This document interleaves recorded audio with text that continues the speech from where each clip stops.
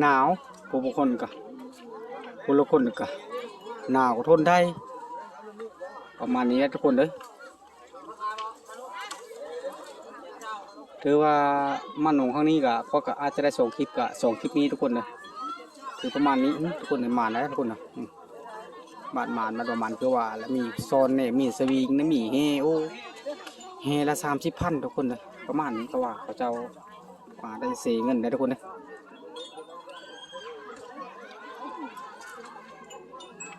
ทุกคนเขาปิดตาโมนทุกคน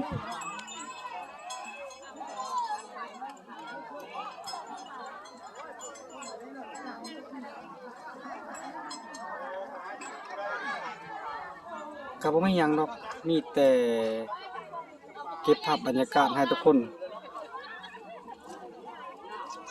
ให้ได้เห็นให้ได้ชมทุกคนแต่ว่าบ่ฮู้ว่าคนใดมานคนใดประมาณค่อยๆว่าอะไรทุกคนเลยก็ประมาณนี้ได้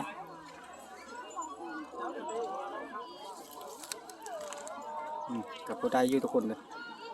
น้อยๆนิดๆก็ได้อยู่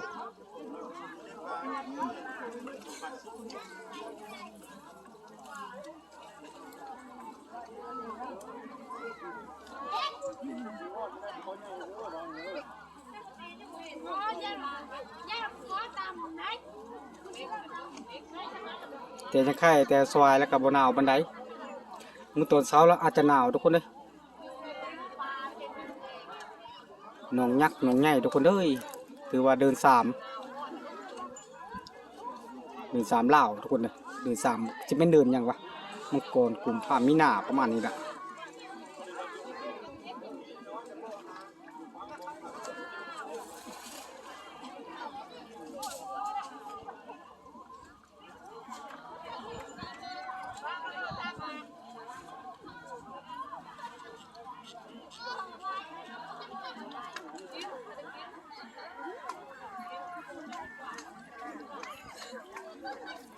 คนละประมาณ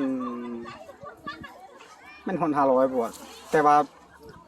ฮอดไตทุกคนหนองยาวทุกคนเลยแต่ค่อยลงไปบ่ฮอดย้อนว่าเสียงตู้เขาจานติดลิขสิทธิ์ทุกคนเลยว่าง่ายๆซะติดลิขสิทธิ์อาจจะได้ลบอันนี้ก็จักสิพอสำใดทุกคนเลยเป็นนั้นนะ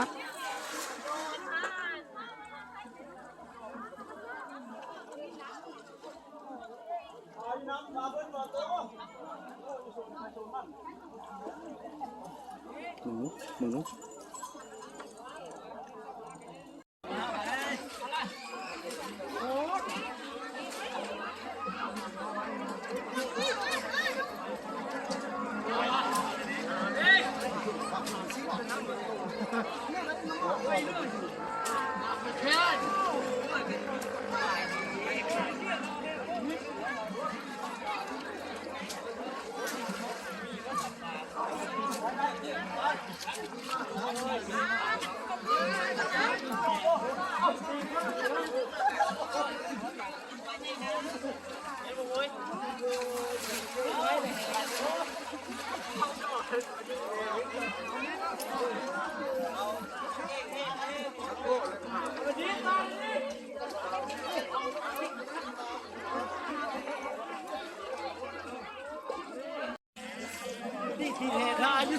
บ่ธรรมดาทุกคนม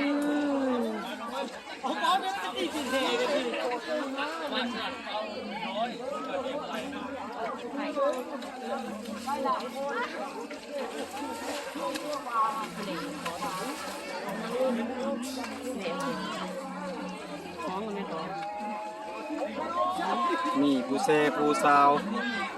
ทุกทีมงานทุกคนเลย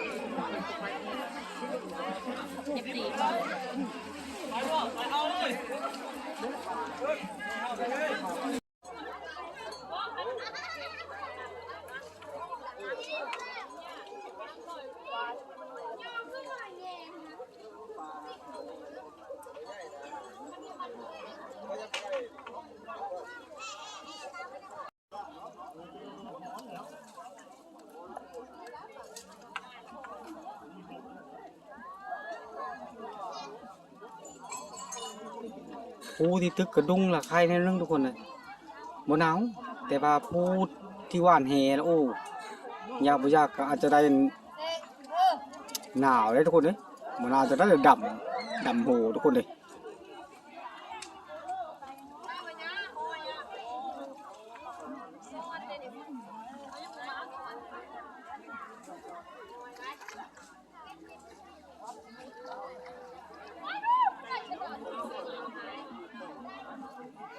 ไปโลกข้างนั้นทุกคนมาเลยโลกไปโลกมาทุกคนเลยก็ไม่ยังลายดอก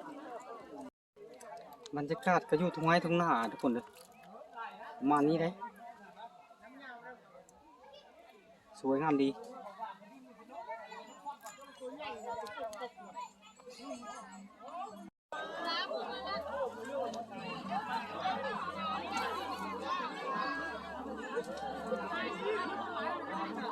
แต่ว่าเสียงตู้ทุกคนจะจักจังไรแล้วมีตะโลไปกลับคืนก่อนทุกคนนะโลกกันนะพุ่นโลลงใต้ผัด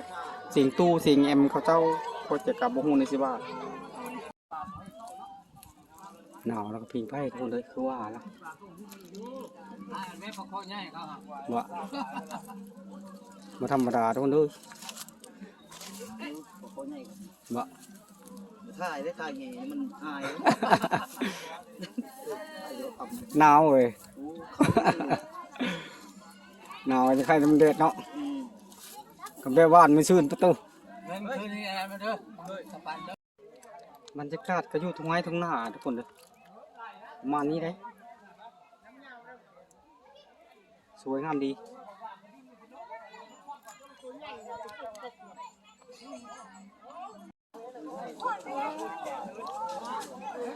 ถือว่า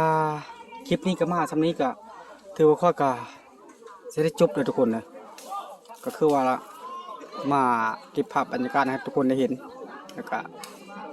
ถือว่าก็ส้มแล้วก็จะรุ่นคนฮักแพงกันก็อย่าทิ้งอย่าปะอย่าละอย่าไล่ทุกคนเลยพี่พลาดประการแล้วก็ขอโทษขออภัยทุกคนเลย